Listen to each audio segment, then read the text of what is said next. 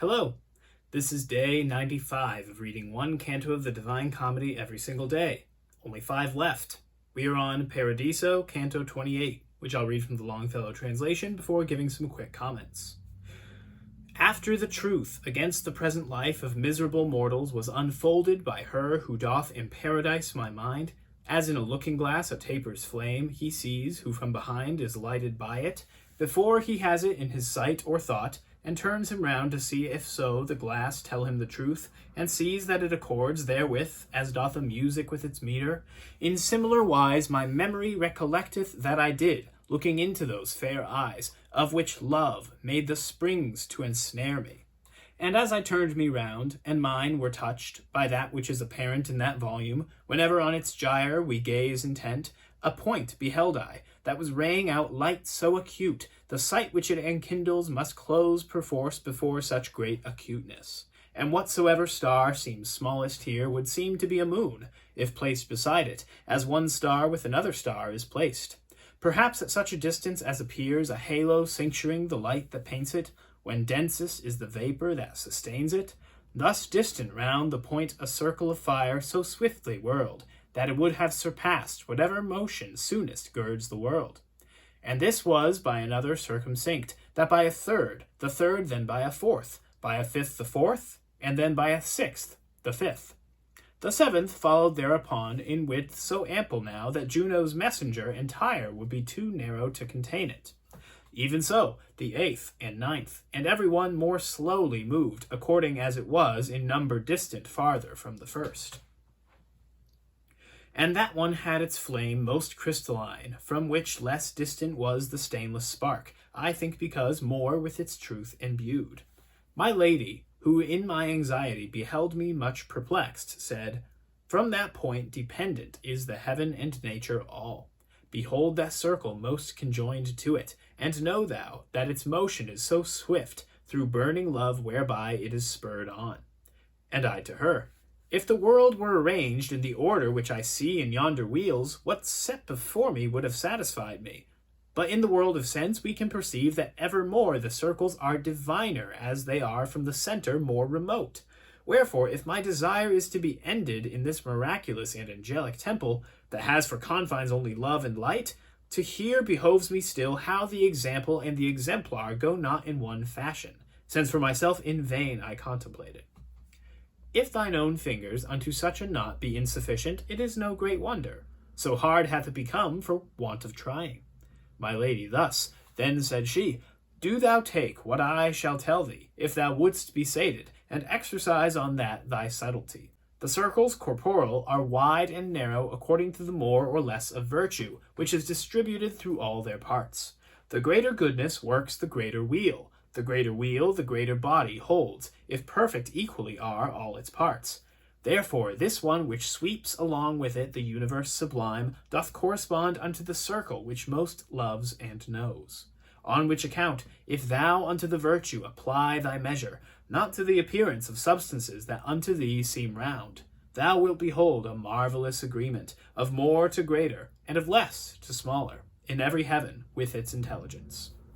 Even as remaineth splendid and serene the hemisphere of air, when Boreas is blowing from that cheek where he is mildest, because is purified and resolved the rack that erst disturbed it, till the welkin laughs with all the beauties of its pageantry. Thus did I likewise. After that my lady had me provided with her clear response, and like a star in heaven the truth was seen. And soon as to a stop her words had come, not otherwise does iron scintillate when molten, than those circles scintillated. Their coruscation all the sparks repeated, and they so many were, their number makes more millions than the doubling of the chess. I heard them sing Hosanna, choir by choir, to the fixed point which holds them at the ubi, and ever will, where they ever have been. And she, who saw the dubious meditations within my mind, the primal circles, said, have shown thee seraphim and cherubim. Thus rapidly they follow their own bonds, to be as like the point as most they can, and can, as far as they are high in vision. Those other loves that round about them go, thrones of the countenance divine are called, because they terminate the primal triad. And thou shouldst know that they all have delight, as much as their own vision penetrates the truth, in which all intellect finds rest. From this it may be seen how blessedness is founded in the faculty which sees, and not in that which loves and follows next.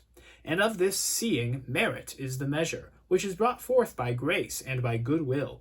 Thus on from grade to grade doth it proceed. The second triad, which is germinating in such wise in the sempiternal spring, that no nocturnal Aries despoils, perpetually Hosanna warbles forth, with threefold melody, that sounds in three orders of joy, with which it is enshrined. The three divine are in this hierarchy. First the dominions, and the virtues next, and the third order is that of the powers. Then in the dances twain, penultimate, the principalities and archangels wheel, the last is wholly of angelic sports. These orders upward all of them are gazing, and downward so prevail, that unto God they all are attracted and all attract. And Dionysius, with so great desire to contemplate these orders set himself, he named them and distinguished them as I do.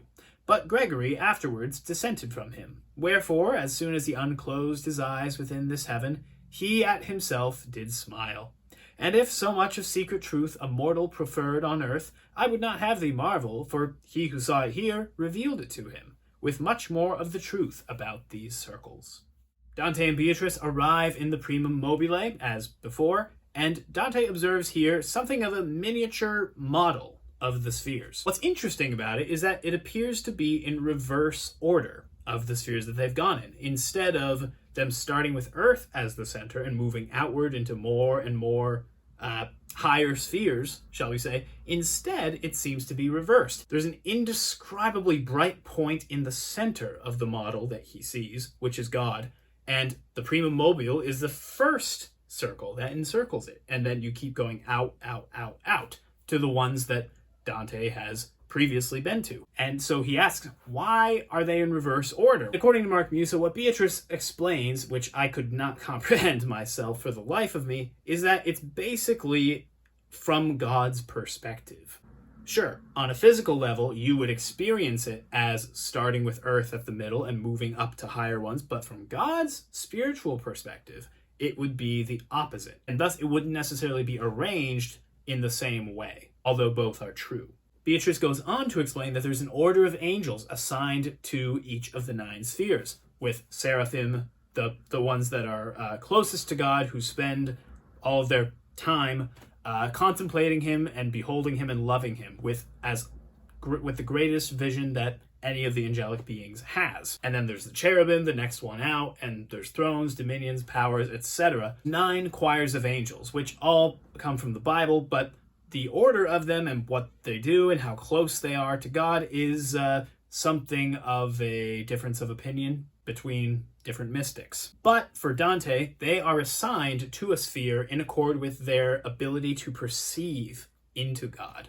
So the seraphim see the most, see the furthest into God, and therefore love the most, and thus they are closest to him. They are in the primum mobile. They're in charge of that. And so on and so forth, with archangels and angels being the lowest 2 of the 9 orders. The giving of responsibilities to each of the choirs of angels having to do with the spheres, that's entirely Dante's imagination. However, his ordering of the angels, as he says, is borrowed from elsewhere. It comes from Dionysius the Areopagite, who was an Athenian converted by St. Paul. Beatrice refers to the fact that St. Paul himself had ascended into these heavens in a mystical vision, and thus that's why he got it right, where St. Gregory, who came much later, got the order of angels wrong. You'll remember that at the beginning of the Inferno, Dante refers to St. Paul because of his knowledge of this journey. What does this matter, though, and what can we gain from it? I would say that despite the unknowable depths of God, you're never going to completely comprehend him, despite the fact also that his reason is higher than ours. There are things that he can understand that nobody else ever could. He is that which nothing greater can be thought.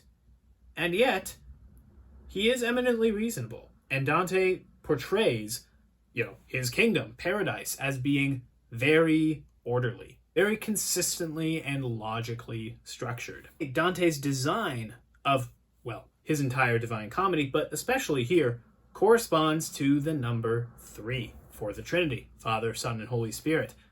There are 9 spheres, which can be divided into 3. There's even 3 sections within the 9 spheres, each of which contains 3 members. You'll remember that the first 3 spheres had a theme, and that was, these are the 3 spheres which are somewhat overshadowed by Earth. They were the ones who failed somehow in their lives and repented of it and got to heaven anyway, but that still kind of is overhanging a little bit. And now we're in the higher spheres of them all. You can keep seeing the number 3 throughout the Purgatorio and the Inferno as well, but it even has to do with the terza rima, the rhyme scheme that Dante uses. There's 3 stressed syllables in the Italian of every single line, and each stanza is 3 lines long. And then, of course, part of the reason that this is going to be 100 days of reading a canto of the Divine Comedy is because there's 33 cantos in each of the 3 divisions, with 1 at the beginning of the Inferno as something of an introduction, making a full 100.